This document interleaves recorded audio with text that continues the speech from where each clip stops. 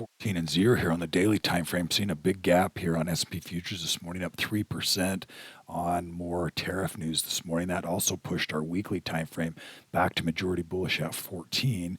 And so seeing a really solid move here, pushing back up above this supply location, or at least testing that, which is going to be an area potentially of some additional resistance. If we can close up above this area, even if we can continue to maintain this area above 5,600 and potentially have some backing and filling along this location now, we're continuing just to climb above up these levels, and holding these levels are giving more and more support for bullish tones and bullish trends. We've got compression right here. The trends are starting to really flatten and compress and could potentially start to shift back up again, which would be conducive to more bullishness. Let's look at the S&P 500, how it closed out on Friday. You can see how solid that move has pushed everything back up on the futures market this morning from the S&P. We also saw some, really some constructive move here in the S&P 500 50-day moving average stocks. The breadth of the market, the number of stocks really participating in this trend has been accelerating. We're back up at 60, and after a day like today, we actually might see that even push back up into some potential extreme areas here over the next few days and weeks. We'll keep an eye there. We're seeing VIX starting to pull back under that 20 number. We talked about that 20 number. Volatility starts to come back. We're now majority bearish on the daily time frame. Again, all bullish for stocks. SHY, short end of that bond yield curve, still flat, still moving, retracing back, neutral trend here at 7 and 7. The long end of the yield curve sitting at really not a big change right there. This TLT has been relatively flat, sideways to this downward trend now for quite some time, a couple of years now.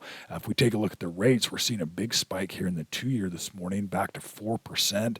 It'll be interesting to spend some time and analysis on that today, as well as the 10-year up almost 2%, back to 4 or 5%. So interesting perspective from the bond market here as well, where we've got 2 years and 10-year climbing back up above 4%, and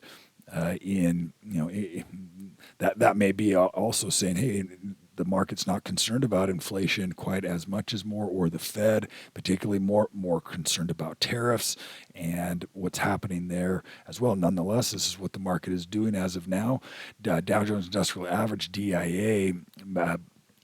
Again, this is closed out as of yesterday, but you can see pre-market sitting here at 423. We're going to test the upper end of that supply block also, and also on the weekly time frame. So there is some bearishness still in the fact that where we're at in this trend, we're still pretty extended. We could certainly move higher from here. Trends are trends, and they continue to go. And sometimes we're surprised how strong they are. Sometimes we're surprised how weak they are, and maybe what happens in the market and what can cause those trends to move. So pretty volatile month that we've experienced here as well. Pretty unprecedented for looking back in history. The sharp sell-off and then the sharp rally back up again. Triple Qs, let's take a look here. We're up 507. You can see we're going to gap up pretty aggressively here on that weekly time frame. It's pushing us all the way back up into this upper range now on technology. So we'll see if this upper supply block starts to create some resistance here as well. And it's an interesting feeling to go from, the market has been kind of buying into this trend the entire time as it's been, climbing that wall of worry as it's talked about. And by the time the actual news event is out, the market's already moved. So we've kind of been climbing through that. So sometimes yes, the news moves the market, but the market is its own mechanism as well, and continue to climb higher. Now pushing the upper end of these momentum zones. IWM Russell 2000. Also now back to that 50% zone, climbing through it, getting more bullishness as it's continuing to move higher. Also USO, let's look at a few commodities here. Seeing oil prices also jumped this morning up to 69 on USO. Off of these deeply oversold conditions already on the weekly time frame. So it's at a demand location. You've got expanded trends.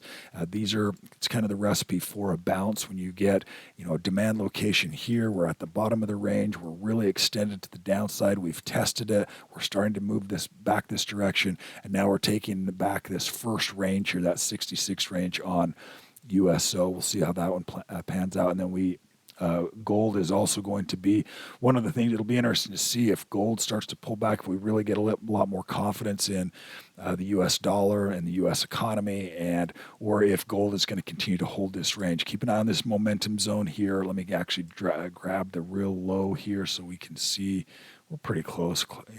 Let's grab this one right here and connect that. You can see that 236, 298 on GLD. That's 278 on the weekly time frame. So there's some range here that we could have some volatility if we were to pull all the way back to 278 on the weekly time frame. This is just an unsustainable trend in gold, and could it continue higher before it starts to correct? It certainly could, but these are ranges to be aware of. Bull market is still very solidly intact, but needs to have a little bit of retracement, and it's holding that momentum zone so far. This morning, it's gapping right to that location, that 297 on gold. Let's jump over and look at silver as well. Silver, about the same. Really not a whole lot happening there in silver over the last few months. Also in the dollar, getting some strength this morning, 1.23% increase. And so dollar's moving higher, gold's moving a little bit lower. Lots of stocks moving higher today across the board. Let's take a look at a couple ideas. GEL pushing its way almost into that momentum zone. And we're also still seeing lots of gold names. We're seeing AU in momentum. We're also seeing HFFG, which is a nice looking confirmation bar into momentum, gapping up to 450 this morning. And there was a couple of others here that had already had pretty nice momentum. It was, let's see, it was GEL. This one's also pushing back, testing that 236, and maybe of some interest for you to take a look at today. Some of the other big names, the big name movers, the Microsofts. Let's take a look at some of these quickly as well. Microsoft gapped higher on its earnings. We're seeing Nvidia have a decent move. One of the biggest movers this morning we're seeing is on Amazon, gapping up to 209 right here. Amazon would have been, one of the biggest. Tariffs would have been a big factor, certainly, for Amazon, so maybe some hope there that is going to not be as big of a deal. We saw Google, which had already had some retracement. We've seen Meta gapping higher. We've also seen Tesla gapping up to that 322 range. So some bullishness here, but all of those having some pretty deep retracement as well. We'll see if the trend is stabilizing and starting to move back towards the upside. That'll do it for today's update. Everyone have a fantastic day today.